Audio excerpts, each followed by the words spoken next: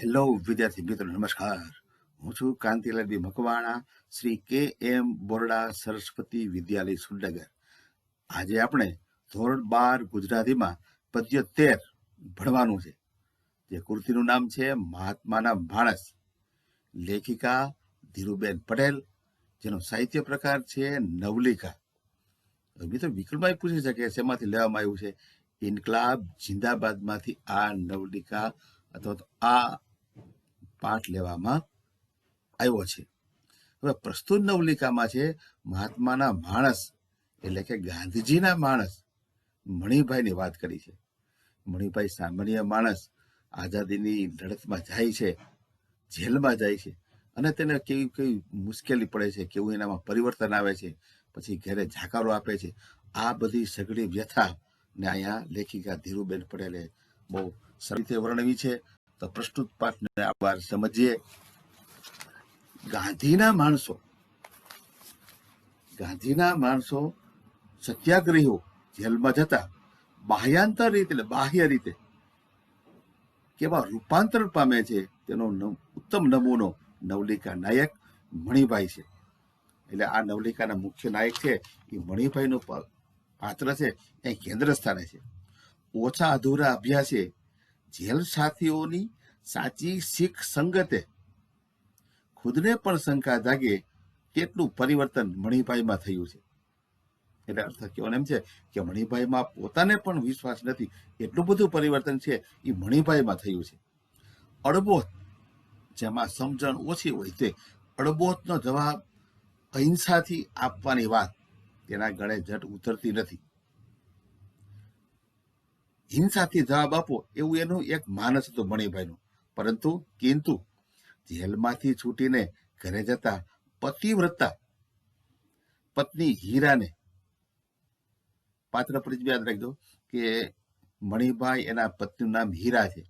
હીરાને ખાદી વેશે જોતા જ્યાં તમે ત્યાં હું સાંભળતા જે આભો બની જાય છે, નવાઈ પામે છે. કા નાયકની ગાંધી નિષ્ઠા અને નાયિકાની પતિ નિષ્ઠા ના દ્વૈતમાંથી રચાતો એકનિષ્ઠ અદ્વૈત ભાવ એ વાર્તા વિશેષ છે.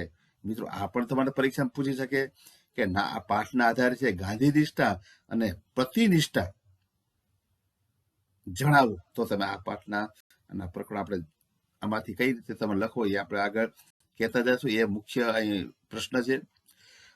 જેલ જીવનની રાજકીય પરેશાની, જેલમાં કેવા પ્રકારની પરેશાની મુશ્કેલીઓ હોય, અને કુટુંબ જીવનની સામાજિક વિટંબણાઓ, મુશ્કેલીઓ વચ્ચે સ્વસ્થ તટસ્થ રીતે રહીને ભારત માતાની આઝાદી માટે મથતા સ્વાતંત્ર્ય વીરોની ઝાંખી આ નવલિકા કરાવે છે. આપણે સ્વાતંત્ર્ય વીરોની કેવી પરિસ્થિતિ હોય, કેવી મુશ્કેલીઓ સહન કરી અને આપણે આઝાદી આપી, એનું વર્ણન છે. માફી માગીને નથી છૂટો, સરકારે જખ મારીને છોડ્યો છે. એટલે સરકારે એને મજબૂર થઈને છોડવો પડ્યો છે. શા માટે? મણિભાઈના મગજનો કેફ, એટલે કે નશો, એના થાકેલા પગના પ્રત્યેક ડગલામાં નવું જોર પૂરતો હતો. અને એટલે જે લાંબી ડાફ એટલે મોટા ડગલા, ગામના ધૂળિયા રસ્તા પર નાના નાના ગોટા ઉડાડતો ચાલ્યો જતો હતો. બાકી એના શરીરમાં તો રહ્યું તું જ શું, વધારે ખેંચીશું તો એ ઠાઠડી પર જ બહાર નીકળશે. એવો ડર ન લાગ્યો હોત તો સરકાર એને હજુ છોડ્યો ન હોત. જો મિત્રો, એ વચ્ચે એક સમૂહનો શબ્દ આવે છે, યાદ રાખજો કે ઠાઠડી શબ્દ સમૂહનો એક શબ્દ એમાં પૂછી શકે તો કે માણસ જયારે મૃત્યુ પામે ત્યારે એને એક વાંસથી બનાવેલી નિસરણી જેવી છે, એક નિસરણી જેવું છે, એમાં વચ્ચે કફ અને એનું સબ મૂકી ચારે બાજુ સફેદ વસ્ત્ર વીંટાળી અને જે સ્મશાન ગ્રહ સુધી લઈ જાય તે એને ઠાઠડી કહેવામાં આવે. એક માર્કનો પ્રશ્ન પૂછાય શબ્દ સમૂહનો, એટલે ઠાઠડી જ બહાર નીકળશે. એટલે કહેવાનું એમ છે કે સરકારે જો ન છોડ્યો હોત તો એ મૃત્યુ જ પામે. એટલે જખ મારીને, એટલે સરકારે મજબૂર થઈને મણિભાઈને છોડ્યો છે. હજુ એ ચક્કી પીસતો હોય, ચક્કી એટલે ઘંટી, પેલાના સમયમાં જેલમાં છે આ ચક્કી પીસવાનું કેદીઓ પાસેથી કામ કરાવતા. હજી એ ચક્કી પીસતો હોત, દંડુકાના માર ખાતો હોત, કાકરીવાળા રોટલા તર છોડીને ઊભો થઈ જતો હોત, અને અને એ બદલની નવી નવી શિક્ષા સહેતો હોત. કાકરીવાળા રોટલા છોડીને ઊભો થઈ જાય અને એને જુદી જુદી સજા થાય, એ બધું સહન કરતો હોત, પણ પોતે આ પાંજરું જેવો થઈ ગયો એટલે એને છોડી મૂક્યો. પણ એ બધાનું એને મન કઈ નહોતું. એનાથી નહોતી સેવાથી ગાળ. ગાળ એટલે અપશબ્દ કે છે આપણે નાનપણથી જ એની એવી તાસીર એટલે એનો સ્વભાવ હતી કે કોઈ તોછડો બોલ એટલે કોઈ તોછડા એને શબ્દ બોલે કે વર્તન કરે એવું સાંભળતા જ લોહી ઉકળી ઉઠતું. એમાં ને એમાં માસ્તરના માથામાં સ્લેટ મારીને નિશાળ છોડી દીધેલી. સ્લેટ એ શબ્દ સમૂહનો પેલાના સમયમાં એક સમય એવો હતો કે આપણે નાની ઉંમરના બાળકો છે એ સ્લેટ લઈને ભણવા જતા. સ્લેટ એટલે માટીની એવી પાટી અને પેનથી લખતા. એટલે એવો એનો મગજ જ એવો હતો કે એ વખતે પણ એ માસ્ટર શિક્ષક એના માથામાં સ્લેટ મારી નિશાળ છોડી દીધેલી. એમાં ને એમાં ત્રિભુવન વાણિયાની નોકરી છોડી દીધી. એનો સ્વભાવ એવો હતો, એને કારણે થઈ અને ત્રિભુવન વાણિયાની નોકરી છોડી દીધેલી. જીગરજાન એટલે ખાસ મિત્રો હોય એવા જીગરજાન ભેરુને મોએથી પણ ગાળ ન સાંભળનારો આ મણિભાઈ. મિત્રો હોય તો એને મિત્રો ગાળ ન સહન કરી શકે. એને બદલે આ મણિભાઈ અને એને જેલમાં 2% એટલે સામાન્ય માણસ 2% વોર્ડન એટલે જે કેદીઓ ઉપર હોય પોલીસ ઘડીએ ને વારે એટલે દરેક વખતે ધમકાવતા. પાપણના પલકારા જેટલી જ નિયમિતતાથી ગાળ દેતા, એટલે સતત ગાળ દેતા. એટલે પાપણનો પલકારો જેમ પલકારો મારતા હોય એવી રીતે સતત ગાળ દેતા. મણિભાઈ ત્યાં ન સહેવાતું, એનાથી સહન નતું થતું. જંગલી ઘોડાનું ટોળું ધરતી ધબરોડતું દોડી આવતું હોય એવો પ્રચંડ આવેગ એના મનમાં જાગતો અને એનું શરીર કાબુમાં ન રહેતું. સત્યાગ્રહીની આચાર સંહિતા એટલે ચોક્કસ નિયમાવલી હોય કે સત્યાગ્રહી કેવા પ્રકારનું વર્તન કરવું, એને ક્યારેય હિંસા ન આચરવી, ખોટું ન બોલવું, કોઈને મારથી સહન કરી લેવો. આ ચોક્કસ સત્યાગ્રહીની આચાર સંહિતા હોય. સત્યાગ્રહીની આચાર સંહિતાના ચીથરા ઉડી જતા એ વખતે એને એમ થાય કે આ બધી સત્યાગ્રહીની આચાર સંહિતા હું નિયમોનો ભંગ કરી નાખું, કારણ કે એનાથી ગાળ સહન ન થાય. અને પછી મણિભાઈ ઉપવાસ કરતો. એના કરતા શરીરે મોટા વિદ્વાન અને જેમણે ગાંધીજીનું પડકું સેવેલું હોય એવા કેદીઓ પાસે જઈને એમની શાંત વાણી સાંભળતો અને લજવાતો. મણિભાઈ છે ઉપવાસ કરતા વિદ્વાનો પાસેથી છે એને એ સાણી સલાહ શિખામણી સાંભળતા અને પોતે શરમાતા. પોતાનો આવો સ્વભાવ છે. એને 1000 વાર નિર્ણય કર્યો છે કે ફરી આવું ન બનવા દેવું. નિર્ણય કર્યો હવે આવું ફરી ક્યારે નહીં બને. છતાં ગાળ સાંભળતાની સાથે જ એને પ્રયત્નપૂર્વક કેળવેલી અહિંસા એકદમ અલોપ થઈ જતી અને તે એકલો પડી જતો. અનેક વખત આ પ્રયત્ન કર્યો હોય કે આ ડગવું નહીં, પણ છતાંય જયારે વોર્ડન ગાળ દે ત્યારે છે એનાથી સહન ન થાય અને એકદમ આમ હિંસા કરી મૂકવું એટલે અહિંસા અલોપ થઈ જાય. એના એકલો અટુલો ઓછું ભણેલો એક ધરતીનો નાનો બાળક સંતાન, જેને બળબડતા બપોરે કે ચોમાસાની હેલીમાં બળદ સાથે બળદ બનીને ખેતર ખેડા, જેને જાજુ બોલિયાની ફાવટ નથી, જેને જિંદગી પાસેથી કોઈ વધારે પડતી માગણી નથી કરી.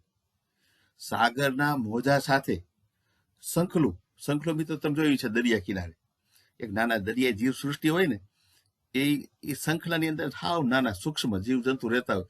શંખલા સરસ મજાના રંગ બૈકેરી અને મોટે ભાગે સફેદ હોય. એ દરિયા કિનારે જોવા મળે. એનું ઘર એટલે નાનકડું આમ કોચલું કે એ તો કોચલું કહી શકાય. એ દરિયાઈ સૃષ્ટિ રે એવું એક કોચલું કે ઘર, જેને શંખલું જેમ કિનારે ગછડાઈ આવે એમ રાષ્ટ્રીયતાના જુવાળમાં રાષ્ટ્રના આંદોલનમાં એ પોતાના ગામથી ઉચકાઈને અહીં જેલમાં આવી પહોંચ્યો છે. મિત્રો સરખામણી એવી કરી કે સાગર કિનારે છે એ કિનારે આવી જાય એમ પોતે અહીંયા આવી ગયો છે. અને મુદત પૂરી થતા જે પાછો પોતાને વતન પહોંચી બળદના પૂંછડા આંબળવાની અભિલાષા છે, એટલે કે ઈચ્છા છે કે હું આ ફરી ખેતી કરીશ, એને શું કરવું એને ગતાગમ નહોતી, એને કઈ ખબર નથી પડતી કે શું કરવું. છતાંય એને હાથેથી કઈક થઈ તો જતું જ, જે સરકારને ન ગમે અને સત્યાગ્રહીઓને ન ગમે. પરિણામે એ સરકારના કર્મચારીઓનો માર ખાતો અને એના મૃદુભાષી સાથીદારોનો ઠપકો પણ ખાતો. પણ છતાં કાંઈ ન થાય, પણ કંઈક એવું એનાથી વર્તન થઈ જતું કે એનાથી માર સહન કરવી પડતી અને મૃદુભાષી મિષ્ટભાષી મીઠું બોલે છે એવા એના સાથીદારોનો ઠપકો પણ સહન કરવો પડતો. એ બધા ગાળામાં એના મનમાં એક ઝાંખું સ્વપ્ન આકાર લઈ રહ્યું હતું. એકવાર ગાંધી બાપુના આશ્રમમાં જઈને પૂછવું છે, આ એવું કે કેવું કે હું મૂંગે ગાળ ખાઉં તો જ ભારત માતા આઝાદ થાય? એને પૂછવું છે, પ્રશ્ન છે કે આવું કેવું છે કે ગાળે સહન કરવી પડે? આ વાત એને સમજાતી નહોતી. જોકે જેલવાસ દરમિયાન એના સુશિક્ષિત એટલે ભણેલા ભાઈબંધોની મદદથી એનું ભણતર ઠીક આગળ વધ્યું હતું. અનેક અજાણી ચોપડીઓના પાનામાંથી અજવાળું પથરાતું જતું હતું. એને જ્ઞાનનો પ્રકાશ પથરાતો અને એના મગજમાં નવા વિસ્તાર શોધી કાઢતું. મણિભાઈને બીક લાગતી હતી કે પોતે કંઈક બદલાઈ રહ્યો છે, અજાણ્યો થતો જાય છે.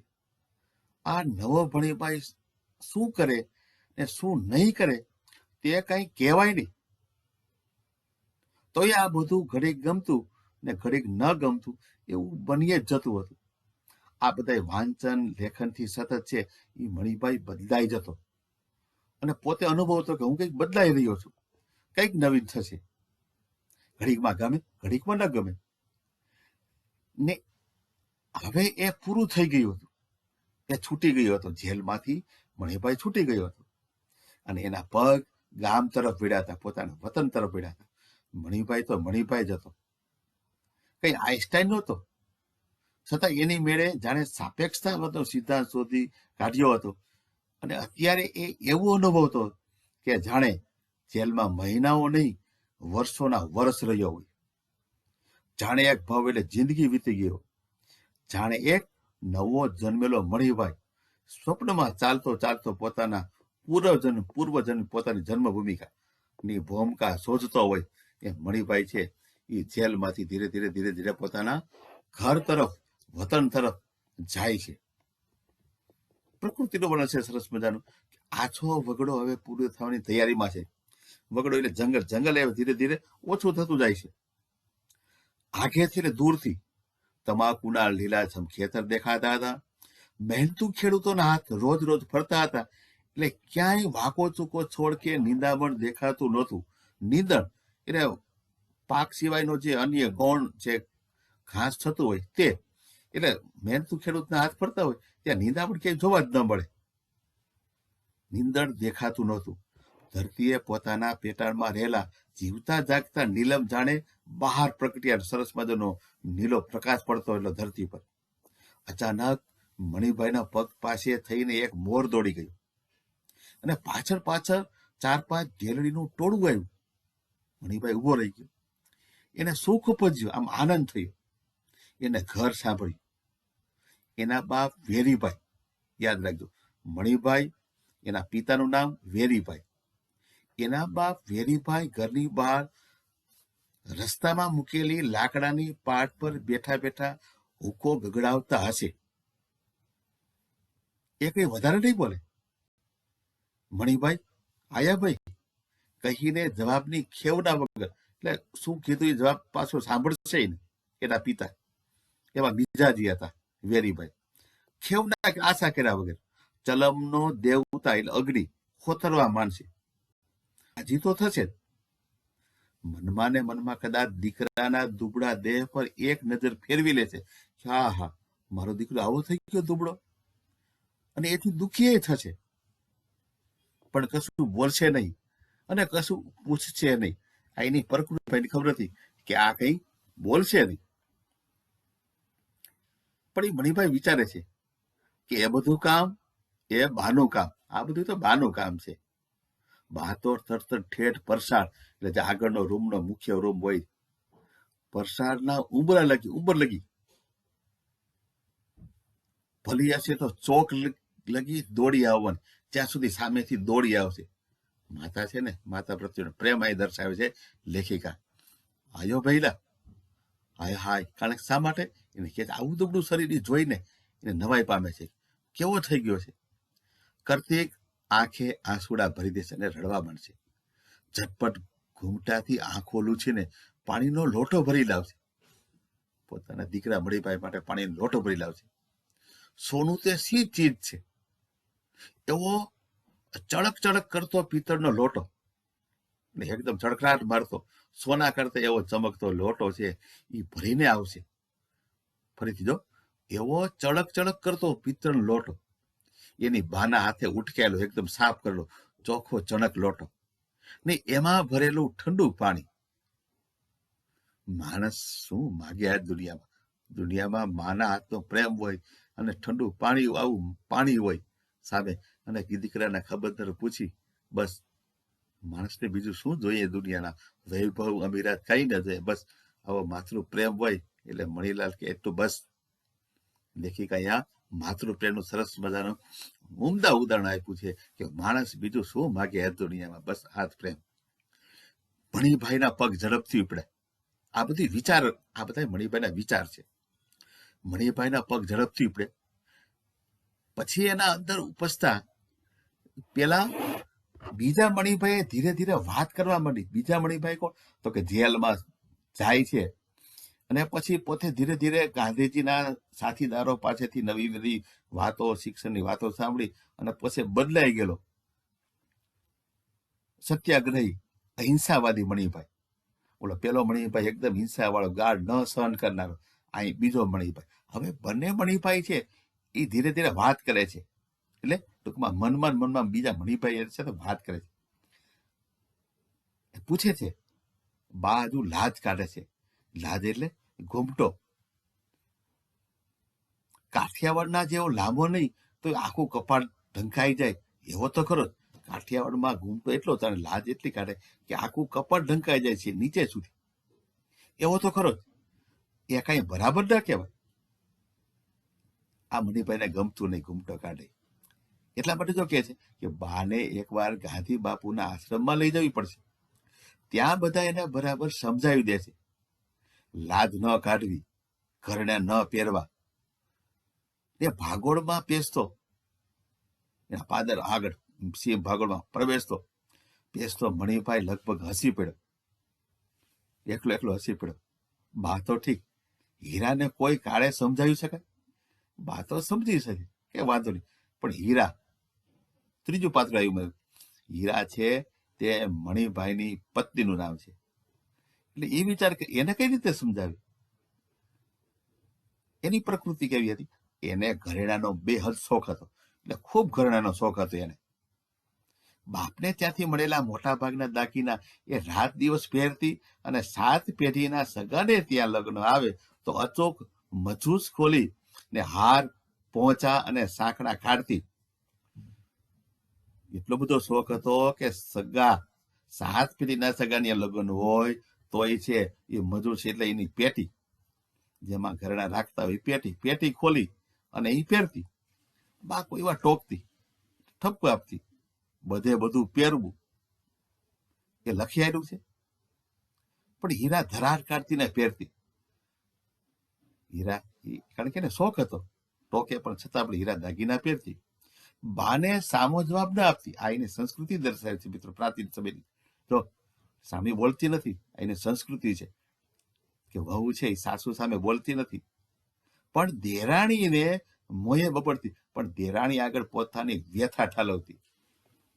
બાપે આલ્યું છે તે પહેરવા કે પટાડામાં ઘાલી મેળવા? એની દેરાણીને કહે છે કે ભાઈ બાપે આલ્યું છે, મારા બાપે આપ્યું છે, તો પહેરવા માટે કે પટારામાં ઘાલી મૂકવા? એટલે હું તો પહેરી. હીરાનો ખોળો ભરવાનો થયો ત્યારે રોકડ રકમ આપવાની વાત થયેલી તે તેને તત્કાળ નકારી કાઢીને સિંધિયાશાહી કળા કરાવ્યા અને ત્યારે જંપી. હીરાને ખોળો ભરવો એટલે જ્યારે શ્રીમંતનો પ્રસંગ આવ્યો ત્યારે નક્કી કર્યું કે આપણે હીરાને રોકડ રકમ આપી દઈએ, પણ એને ના પાડી કે નહીં, મારે તો સિંધિયાશાહી એટલે સિંધ વખતના, સિંધ પ્રાંતના એ વખતના કળા એક મારે આ જ કરાવવા છે. અને ત્યારે જ જંપી, ત્યારે જ એને વચન લીધું કે મારે આ જ કરાવવા છે, બસ. કારણ કે ઘરેણાનો શોખ હતો. હવે બીજી સ્ટેપમાં આવે છે, જોવે છોકરો હવે મોટો થયો હશે, પોતે જેલમાં ગયો ત્યારે જરા જરા ચાલતા શીખ્યો હતો. રાવજીના જન્મ પછી ચોથું પાત્ર ઉમેરાણું રાવજી. મણિભાઈના પત્નીનું નામ, એનો પત્ની નામ હીરા, એના પુત્રનું નામ છે રાવજી. રાવજીના જન્મ પછી પોતે પેલા પોતા ભાષણમાં ગયો એ સારું થયું, નહીતર કોને ખબર. ગાંધીજીની ઘણી ઘણી વાતોમાં અહીંયા આવીને જતી હતી બ્રહ્મચર્યની. જોકે મણિભાઈને એ પેલી અહિંસા કરતા વધારે આકરું નહોતું લાગવાનું. હા, હશે હવે આમને આમ, એ કાંઈ વાંધો નહીં ભાઈ, જે થાય. પણ હવે આ ગાંધીજીની વાતમાં છે એ મણિભાઈ આવી ગયા. ઘર જેમ જેમ નજીક આવતો ગયું એમ જેલ, સિપાહીઓ, લાઠી અને કાંકરી વાળા રોટલા આગા જતા ગયા. અને પોતાનું મણિભાઈનું ઘર જેમ જેમ જેમ જેમ નજીક આવે છે એમ જેલ પોતાના મગજમાંથી, પોતાના વિચારોમાંથી જેલ, સિપાહી, લાઠી અને કાંકરી વાળા રોટલા એ બધું દૂર થતા, કારણ કે પોતાનું ઘર, વતન નજીક આવી જતું. નજર આગળ પોતાનું હુંફાળું સાદું સીધું ઘર તરવર લાગ્યું અને પોતાનું ઘર નજર સામે આવવા માંડ્યું.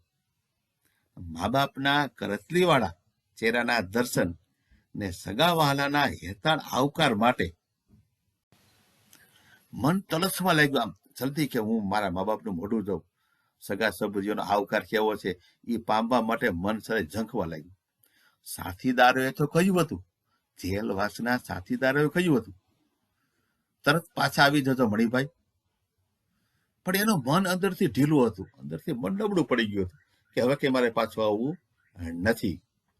એને ઘરમાં રહેવું હતું, એને હીરાને મળવું હતું, બા અછવાના ખરી એ માણવું હતું. એને ઘરમાં રહેવું હતું અને હીરાને પોતાની પત્નીને મળવું હતું. અને બા અછવાના એટલે એને વાલ કરે, એ અવસર આનંદ એને માણવો હતો.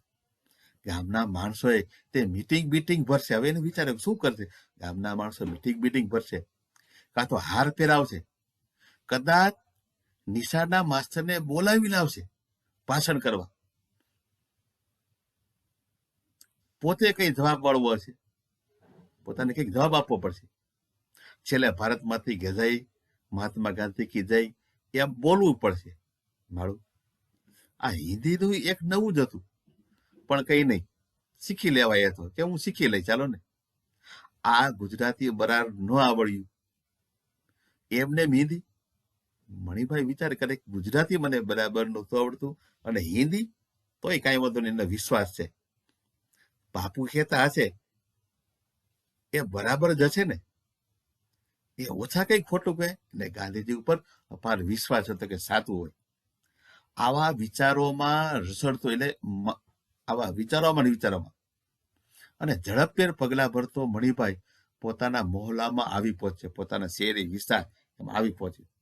ત્યારે ચાટ આગળ પેડા હાંફતા બે ચાર કૂતરામાંથી એકે આંખ ઉગાડીને એની સામે જોયું અને પેલા ભસીને પછી પૂંછડી હલાવીને એનું સ્વાગત કર્યું.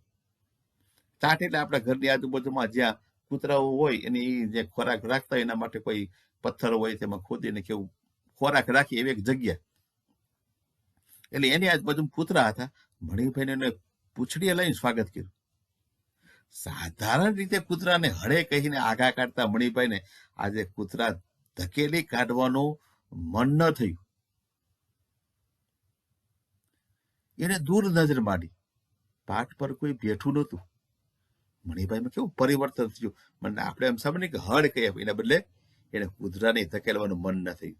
અહીં બદલેલા મણિભાઈનું અહીંયા વર્ણન છે. એને દૂર નજર માંડી, પાટ પર કોઈ બેઠું નતું, કોઈ બેઠું નતું. કેમ? હવે એના વિચારો ચડે છે. મોટા કઈ માંદા સાજા તો નહીં હોય ને. ધક ધક થતા કાળજે મણિભાઈ આગળ વધ્યો. હવે આમ ધબકતો વધારે એને ચિંતા થવા માંડી. ઘર પાસે પહોંચતા તો એને કેટલાય વિચાર આવી ગયા. એ વિચારોમાંથી મુક્ત થઈને બાનું અશ્રુભીનું સ્વાગત માણવા જેવો એ ઘર આગળ આવીને ઉભો કે ડેલુનું ભારેખમ ખીલા જેવું જડેલું કમાડ કીચુડ કીચુડ કરતું બંધ થઈ ગયું. આ કેવો ઘટના બની કે આ વિચારોમાંથી મુક્ત જેવો આવ્યો, ક્યાંય બા છે રડતા રડતા મારી સામે આવશે, એવું સ્વાગત કરશે, અને અચાનક આવે શું જોવે છે તો કે ડેલનું ભારેખમ બારણું, ખૂબ વજનદાર બારણું, ખીલા ચડેલું કમાડ એટલે દરવાજો, ખીચુડ એટલે એવો અવાજ કરતું બંધ થઈ ગયું. હવે વિચાર આવે છે મણિભાઈને, આ કમાડ, ભારેખમ કમાડ, આ કમાડ એટલે કે દરવાજો કદી બંધ નહોતા થતા, ખુલ્લા જ હોય. વર્ષોના વર્ષો લગી બંધ નહોતા થયા. મણિભાઈની સાંભળવામાં તો નહીં, હંમેશા નાની ઝાંપડી જ વસાતી, નાની ઝાંપડી નાનો દરવાજો એ જ વસાતી ને બંધ થતી. આજે આ કમાડ બંધ. એના મનને એક ધક્કો લાગ્યો. એને ભારે સલ ખૂબ વજનદાર સાંકળ ઉચકી અને ખખડાવી. કોઈ આવે કેમ આપણે દરવાજે સાંકળ ખખડાવી કે ભાઈ હું આવ્યો છું એમ અર્થમાં સાંકળ ખખડાવી કે કોઈ જાગી જાય. કોઈ બોલ્યું નહીં એટલે એને ફરી જરા જોરથી ખખડાય. તે સામેના ઘરની ઉપલી મેળીની બારીઓ ખુલી. આ સાંકળનો અવાજ એટલે બારી ખોલી અને ધડાધડ અને પાછી ધડાધડ વસાઈ ગઈ અને તરત જ બંધ થઈ ગઈ. બારી ખોલી એ બંધ થઈ ગઈ. કંઈક છે મનમાં વિસામતા મણિભાઈએ મોટેથી બૂમ પાડી, બા, એ બા, કમાડ ખોલો, હું છું હું.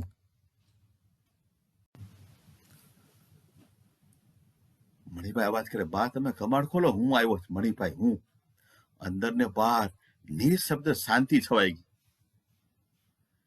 મણિભાઈને થયું કે પોતે હજુ જેલમાં જ છે. એ સ્વપ્ન જુએ છે. અડધી રાતે છાતી પર ભયનો ઓથાર બનીને છવાઈ જાય એવું દુઃસ્વપ્ન. જરાક પ્રયત્ન કરીને આંખો ખોલી નખાય તો પલકવારમાં બધું મટી જાય. બા દોડતી દોડતી બહાર આવે, હરખ ઘેલી થઈને પૂછે, ભાઈ આયો? એ પણ એક બીજું સ્વપ્ન જ ન હોય એવું સ્વપ્ન હોય એવું લાગ્યું એને. ઓચિંતા પગ દુખવા માંડ્યા. બહુ થાક્યો છે પોતે. બગલ થેલો એક એવું કાપડનો સીવડાવેલો થેલો કે પેલાનો સ્વયં ખાદીનો થેલો આ સત્યાગ્રહીઓ રાખતા, અંદર પૂછતો કે પોતાનો સરસામાન રાખતા. પાટ પર મૂકીને એ બેસી ગયો. પોતાના ઘર વગર મણિભાઈ બેસી ગયા. તે સાથે ઉપલી ખડકીની બારી ખુલી. મણિભાઈ બેઠો અને ઉપલી ખડકીની બારી ખુલી. ક્રોધ ભરી ગર્જના સંભળાય. ચો છે એટલે કોણ છે? હું મણિયો. જોય મણિભાઈ નથી કહેતા, કારણ કે વતનમાં છે એ મણિભાઈ એવું આવે ને કે એ મણિયો. એ પોતે લાડુ નામ બોલે કે હું મણિયો. વેરીભાઈ નો મળ્યો, વેરીભાઈ ના પિતા નામ વેરીભાઈ ને મળ્યો તો 4 નો માણ ભાગ્યો એટલે એ તો સ્મશાન મૃત્યુ પામ્યો છે. હેણતો મોટી મહાત્મા વળી ના જોયું હોય તો, મોટો મહાત્માનો માણસ ન જોયો હોય તો ખાદીના પહેરેલ કાવો બગલ થેલો. મળ્યો કોણ કે વેરીભાઈ ને મળ્યો તો ક્યારનો મહાણમાં એટલે સ્મશાનમાં જતો રહ્યો. એ તો મૃત્યુ પામ્યો છે. ચાલતો થા હેણતો એટલે ચાલતો થા, મોટી મહાત્માવડી ના જોવી તો. અને બારી વસાઈ ગઈ અને બારી બંધ થઈ ગઈ.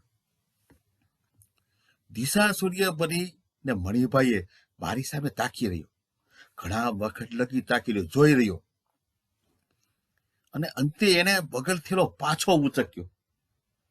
મણમણના થઈ ગયેલા પગ ઘસડા, મણબણના ભારે મણબણના પગ એટલે એને ખૂબ આઘાત લાગ્યો. કેમ પગ ઉપાડવો? ખૂબ આઘાત લાગ્યો એને. પગ ઘસડ્યા. કૂતરાની ચાટ આગળ જરા થંભીને રસ્તામાં ખાવા લીધેલું ગાંઠિયાનું પડીકું ઊંધું વાળ્યું.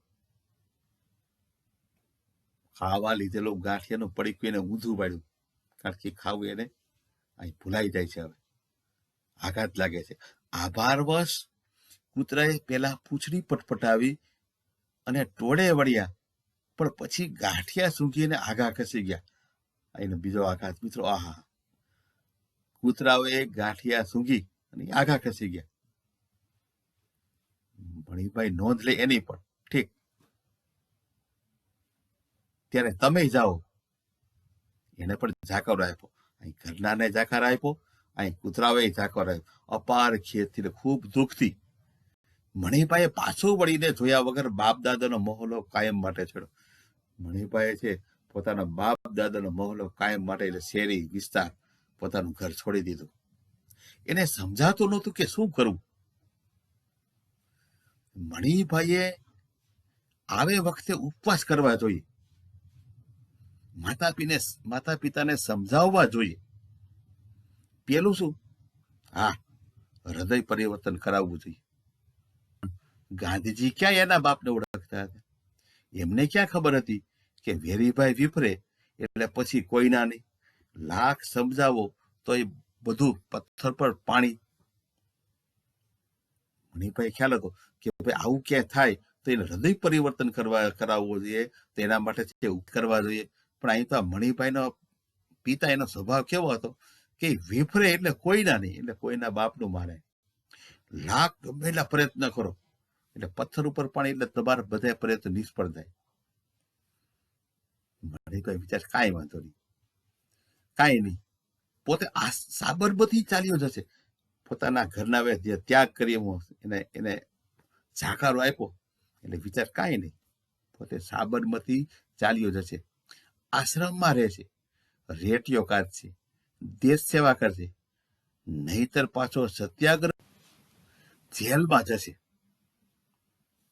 આ વખતે ડાયો થશે, કોઈના પર હાથ નહીં ઉપાડે. વેરીભાઈને જો એમ લાગતું હોય કે એમનો મણિયો મરી ગયો છે, તો પોતાના મનથી પણ બાપ ઓચિંતી મા સાંભળી. બાપને એમ તો મરી ગયો છે, પણ ઓચિંતી મા સાંભળી. પોતાની માતા એને યાદ આવી મણિભાઈને. ગળે સોપારી જેવો ગોળ ડૂચો ભરાયો, આંખ ભીની થઈ ગઈ. પોતાની માતા યાદ આવી. મણિભાઈ છે એ એકદમ વિષાદ ભર્યા, એ દુઃખ ભર્યા છે, એ ગળે ડૂચો ભરાઈ ગયો. માએ પણ બારણું ન ખોલ્યું. બાપ તો ઠીક, પણ માએ પણ બારણું ન ખોલ્યું. એને ખૂબ દુઃખ થાય છે. મગજ બેર મારી ગયું હતું, પણ એના પગને એમની પોતાની આગવી સૂઝ હતી, આવડત હતી. મગજ બેર બની ગયું, પણ પગને સૂઝ હતી. રસ્તામાં એને જોઈને ઓળખ્યો ન ઓળખ્યો કરતા માણસો એને જાણે અજાણે દેખાતા હતા અને નહોતા દેખાતા. ચારે એનો બાળપણ, એ વખતે ચોરે એનો બાળપણનો ભાઈબંધ મગનિયો, ચોથું પાત્ર પ્રવેશ કર્યો. મગનિયોનો બાળપણનો મિત્ર બેઠો હતો. એક વાર તો મણિભાઈને જોઈને ઉત્સાહથી ઉઠ્યો ખરો. મણિભાઈ જોઈને મગનિયો ઉઠ્યો, એટલે મણિભાઈ. પણ પછી પાછો બાજુમાં બેઠેલા વડીલોથી દબાઈને બેસી ગયો.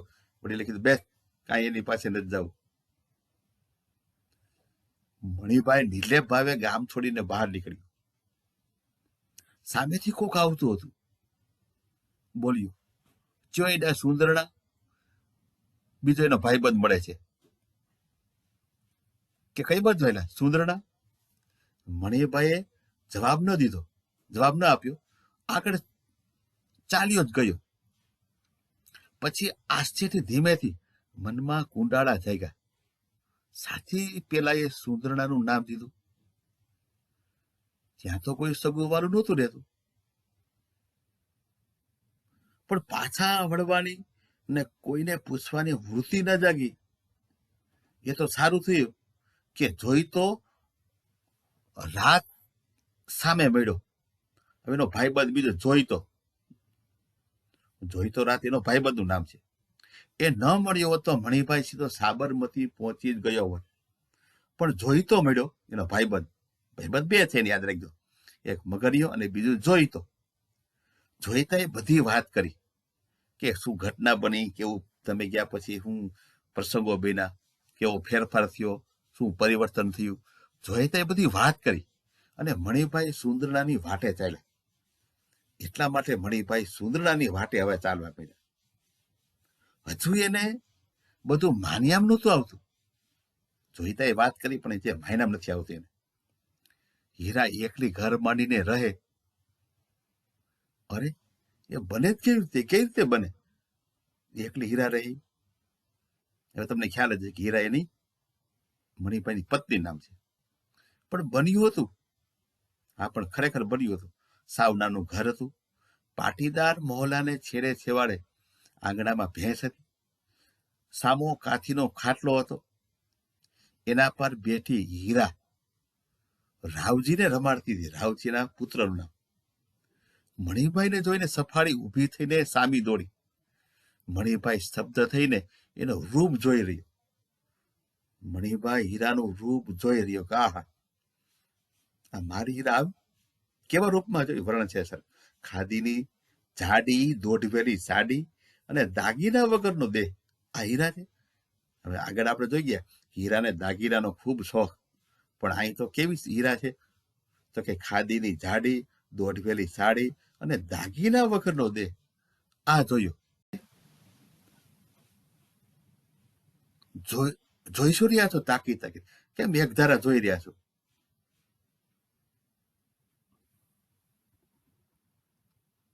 પણ તું આવું પરિવર્તન, આ ખાદીની સાડી દાગીના વગર નથી, લે હું જ ને નથી વર્તાતી એટલે નથી ઓળખાતી. મણિભાઈ કે તારા ઘરેણા ક્યાં?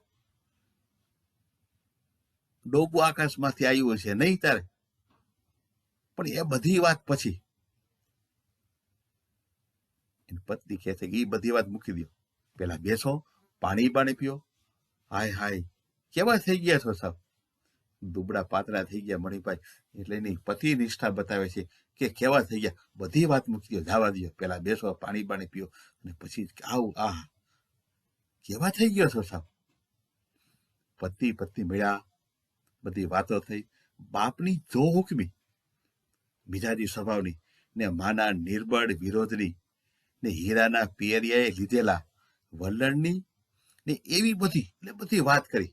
પત્ની મળ્યા ને બધી વાત થઈ કે બાપ આવો જોગમી, માનો નિર્બળ વિરોધ થતા પિતા માને નહીં, હીરાના પિયરિયાએ આવું વલણ દર્શાવતા.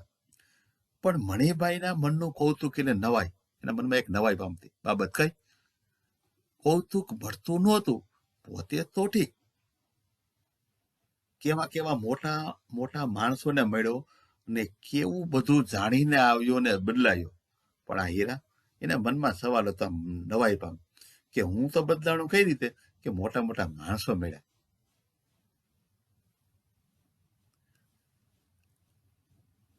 એના મેળો અને વાતો જાણી અને બદલે. પણ હીરા, એને કોને આ શીખવાડ્યું? એ ક્યાંથી આટલી સાહસિક થઈ શકી? હીરાએ તો જાણે ટૂંકો ને જવાબ, જ્યાં તમે ત્યાં હું આપીને વાત પતાવી નાખી ને ઝટપટ થાળી ફીરસી તરફ જમી લ્યો.